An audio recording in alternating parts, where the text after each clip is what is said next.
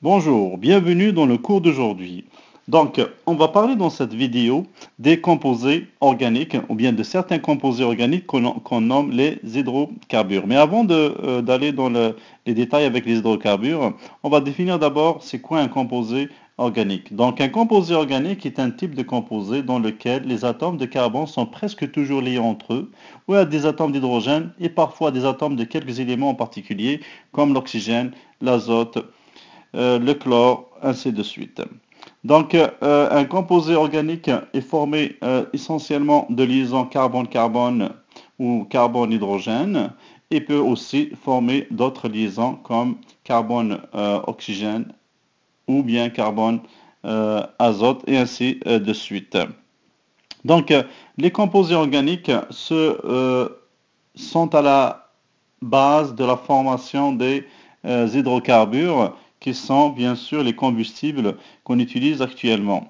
Donc la matière organique en fait prend des millions d'années pour se former aux profondeurs de la Terre grâce aux organismes mourants qui se décomposent au fond des lacs, des rivières et des océans avec d'autres matières organiques qui est déjà là. Donc là, les bactéries commencent à faire leur travail, donc à faire de la fermentation pour éliminer une partie de l'oxygène et de l'azote et garder surtout l'hydrogène et le carbone.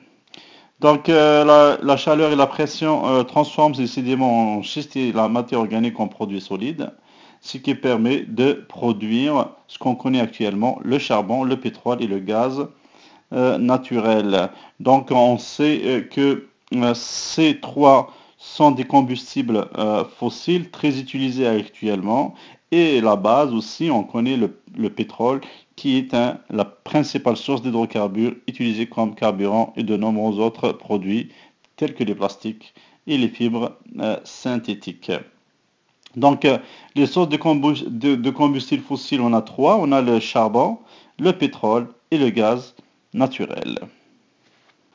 Maintenant, si on revient aux composés organiques qui nous intéressent dans ce cours, ou bien dans cette partie du cours, on parle des hydrocarbures. Alors, c'est quoi les hydrocarbures? Comme le nom l'indique, hydrocarbures. Donc, hydrogène, carbure, carbone. Donc, ce sont des composés qui sont, ou bien ce sont des composés organiques qui sont constitués uniquement de carbone et d'hydrogène. Alors, j'insiste, uniquement de carbone et d'hydrogène.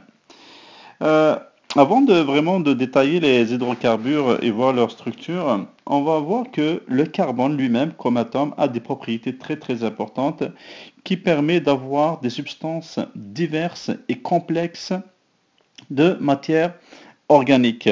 Alors ici, si on regarde par exemple ces deux images, alors ici on voit la mine d'un crayon, qui est le graphite en fait, qui est formé uniquement de carbone, et à droite du diamant. Alors, le fait que la structure du carbone ou la façon que les liaisons se font entre les carbones et le carbone détermine la nature de la matière. Alors ici, si la structure ici linéaire, presque linéaire ici, permet d'avoir du graphite. Alors le graphite qu'on utilise ici dans un crayon à mine, c'est tout simplement du carbone. Maintenant, si la structure devient plus complexe, on peut avoir d'autres substances, comme ici du diamant. On voit bien la structure ici est beaucoup plus complexe. Et bien sûr, ça donne une pierre qu'on appelle le diamant qui est extrêmement cher. Donc rien à voir avec la valeur du graphite. Voilà l'importance de la structure ou bien des liaisons carbone qui donnent des propriétés physiques et chimiques complètement différentes. Alors, les propriétés du carbone, on peut les résumer en trois. Donc, le carbone porte 4 électrons liants. Donc, on a un carbone, si on regarde dans le tableau périodique, on a 4 électrons à la dernière couche. Donc, le carbone peut faire 4 liaisons covalentes. Donc, le carbone peut se lier à un atome, à un autre atome de carbone ou bien à d'autres éléments. Donc, ce qui confère une diversité importante grâce à la présence du carbone. Il y a une autre propriété importante aussi, c'est que le carbone peut former de fortes liaisons simples, doubles et triples, avec un autre atome de carbone. On va voir tout ça, bien sûr, dans les prochains cours. Ce qui lui permet de former de longues chaînes d'atomes, donc avoir des composés très longs et très complexes. Les atomes de carbone aussi peuvent être reliés les uns aux autres pour former une gamme de structures géométriques variées. Comme on le voit ici, on voit deux structures géométriques complètement différentes. Donc on peut avoir des feuillets, comme ici, on peut avoir des cylindres, on peut avoir des cycles, on peut avoir des sphères, comme ici.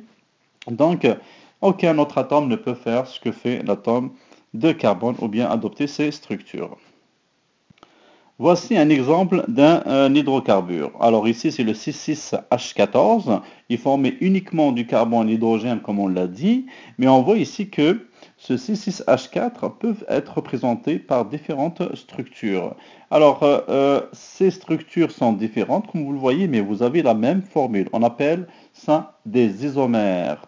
Alors, les isomères, on va les voir en détail après. C'est quoi? C'est tout simplement, c'est des composés qui ont la même formule, comme par exemple ici c'est le 6H14, mais pas la même structure comme vous le voyez à ce niveau-là. Donc les molécules développées ne sont pas identiques, sauf que la formule elle est identique pour tous les composés, pour toutes les formules. Donc c'est un isomère, c'est un composé qui a la même formule mais une structure différente.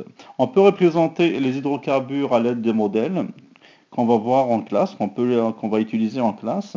Donc on a ici les 5 isomères, on peut les représenter d'une manière différente en utilisant les liaisons entre le carbone et l'hydrogène, comme vous le voyez ici. Donc c'est une activité qu'on va faire en classe.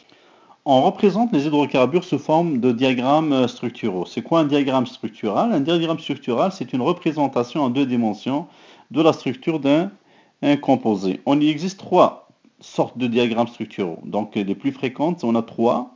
On a un diagramme structural complet, donc on représente carbone par toutes les liaisons, tous les atomes. Alors ici on a un CH3, c'est un carbone, CH3. On a ici un C avec un H, CH2, CH2 et CH3 à la fin. Et vous avez ici un CH3. Mais on représente tous les carbones qui sont impliqués avec les liaisons et ainsi bien sûr que les hydrogènes, pardon. Ici, on a un diagramme structural qu'on appelle condensé. Alors, il est plus préférable au premier parce que le premier est trop lent et ça prend plus d'espace.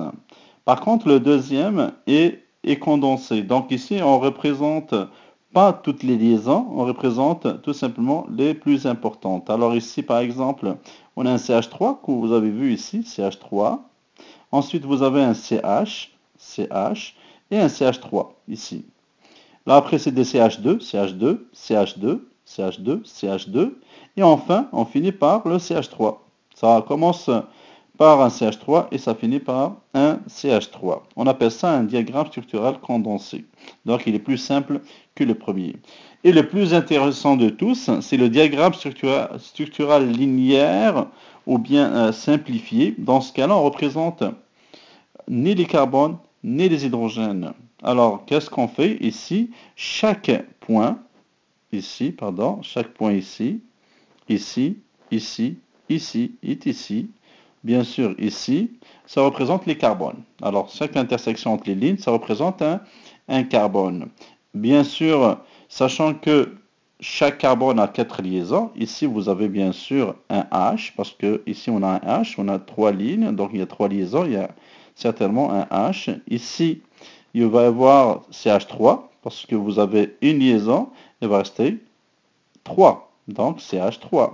Ici, vous avez 2, donc le carbone qui est là, il va porter 2H. Ici, le carbone qui est là va porter aussi 2H, parce que vous avez 2 liaisons, il reste 2, donc il faut mettre CH2. Ici, vous avez le carbone à la fin, qui a une liaison avec l'autre carbone, mais il reste 3 liaisons. Il faut que le carbone ait 4 liaisons. Donc ici, vous avez un carbone qui est lié à 2. Ensuite, au troisième, donc il va rester un H pour compléter les 4, pour avoir 4 liaisons. C'est le diagramme le plus utilisé parce que il est plus simple à faire, ça prend moins de temps et moins d'espace. Alors ici, on voit les différents types d'hydrocarbures. On a les hydrocarbures aliphatiques, les hydrocarbures aromatiques, ensuite les dérivés d'hydrocarbures comme les alcools, les esters, les composés que donnent aux fruits leur arôme, et les amines, les composés des acides aminés, et d'autres bien sûr qu'on va voir en détail après. Alors, pour la première partie du cours, on va surtout s'intéresser aux hydrocarbures aliphatiques et aromatiques. Donc les hydrocarbures aliphatiques, on a les alcanes, les alcènes et les alcynes. Les composés aromatiques sont une famille à part. C'est pour ça qu'on va voir bien sûr leurs caractéristiques et la façon de les nommer.